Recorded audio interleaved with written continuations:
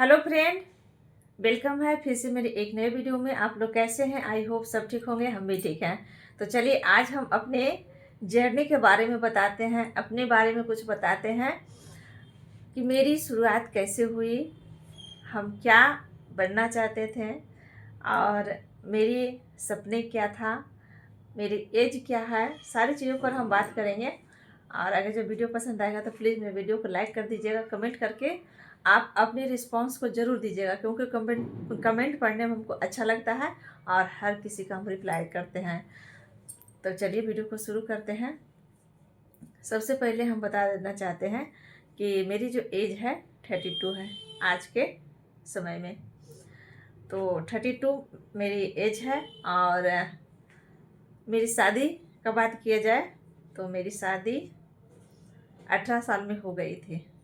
और आप सोच सकते हैं कि मेरी शादी का कितने समय हो गया है। और जब मेरी शादी हुआ था तो समझिए और कहिए कि हमको किसी चीज़ का नॉलेज नहीं था, और मतलब कि एक खेल खेल में मेरी शादी हो गई। ज़्यादा कुछ नहीं था, मैट्रिक पास किए थे। मम्मी को कहना था कि मैट्रिक का एग्ज़ाम हो गया है तो कहीं से रिश्ता उश्ता देखा जाए। मम्मी कहीं कहीं जाती थी तो बोलती थी कि लड़का उड़का कागो पता करने के लिए। तो एक बार मैट्रिक का जैसे एग्ज़ाम दिए और एक साल पहले हम गए थे अपने नानी घर। और क्यों? क्योंकि मेरे मामा का शादी था। अपने मामा नहीं, तो मामा का शादी था। तो जब वहाँ हम गए एक साल पहले तो सभी परिवार वहाँ आया, फैमिली मेम्बर आया। तो जब हमको देखा सब बोला कि बाप रे बाप, इतना बड़ा हो गया है ये, इस प्रकार से बोला। अब तो शादी करने लायक हो गया। उसी समय से सभी को दिमाग में हो गया कि शादी करने लायक हो गई है, अब शादी होना चाहिए। बात यही हुआ कि शादी का मात्र 2 ही 4 महीना बीता, मेरा रिश्ता ढूंढना चालू हो गया। ऐसे तो रिश्ते बहुत आते थे लेकिन शादी करने का इरादा नहीं था। मेरी मौसी अचानक आई, बोली कि दीदी जे इसको लेने आए हैं, एगो लड़का वाला देखे थे जे। मम्मी कुछ नहीं जानती थी। मम्मी की अचानक कहाँ है, कैसा है, क्या करता है, नहीं करता, इस प्रकार से मेरी मम्मी पूछी। तो मेरी मौसी बताई और लेकर चली आई अपने कान।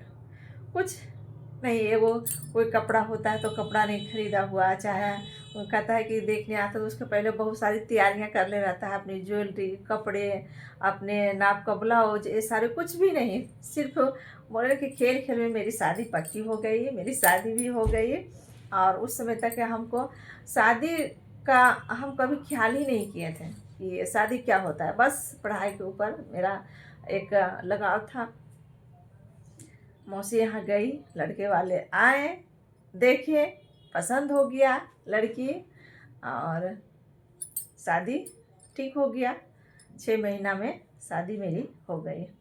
तो मेरे शादी का इतना साल हो गया, आप समझ सकते हैं। उसके बाद हम आना चाहते हैं अपनी दूसरी चीज़ों पर कि हम क्या करना चाहते थे। तो हम अपने जीवन में एक सरकारी नौकरी करना चाहते थे। नौकरी काहे नहीं छोटा हो, लेकिन नौकरी करना चाहते थे। लेकिन किस्मत कौन जानता है कि किसको किस कदर ले जाता है। बस कुछ मेरा साथ ऐसा ही हुआ। शादी तो परिवार लोगों ने मिलकर कर ही दिया, लेकिन शादी के बाद जो महीने बिताए और आने के बाद लगा मुझे कि भगवान मेरी किस्मत का एक द्वार कम से कम खुला छोड़ते हैं, ताकि उस द्वार से मैं निकल जाती। सब कुछ था, ऐसा नहीं कि कुछ भी नहीं था, कमी था, ऐसा कुछ भी नहीं था, सब चीज़ ठीक था। लेकिन फिर भी हमें जो हम खोजे थे वो नहीं मिला। इससे मैं बहुत हर्ट भी हुई, बहुत टूट भी गई। और पढ़ाई के दौरान हमको पास इतना नॉलेज था कि कहता था लोग कि एक बार लड़की का डोली उठती है तो उसके उस दरवाजे से उसका रंथी उठना चाहिए। बस यही चीज़ को मैंने कायम रखे और अपने समय व्यतीत करने न शुरू किए। समय अच्छा भी रहा, समय खराब भी रहा। जब समय खराब रहता था तो बैठकर रो लेती थी, लेकिन हौसले नहीं हारती थी। मेरे हौसले उस वक्त भी बुलंद था। चलिए, जो होता है भगवान की मर्जी होता है। भगवान का दिया हुआ आज सब कुछ है, किसी चीज़ का कमी नहीं है। बस भगवान से मेरी यही दुआ है कि अब जो भी बचा हुआ मेरी लाइफ है वो भगवान हमको पैसे कम दीजिएगा, रुपया कम दीजिएगा, धन कम दीजिएगा, लेकिन मेरी खुशियाँ जितना रहे उतना ही में बहुत ज़्यादा दीजिएगा।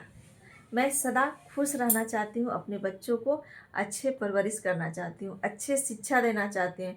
और मेरा ये सपना था कि जो मेरे अंदर नॉलेज है उस नॉलेज को मैं इस धरती पर देकर जाऊँ, लेकिन उसके लिए भी मेरे हाथ में बेड़ियाँ लगा दिया गया, मेरे पैरों में बेड़ियाँ लगा दिया गया और मेरे सपने अधूरे रह गया। तो बस थोड़ा सा यही था। चलिए, मिलते हैं नेक्स्ट वीडियो में।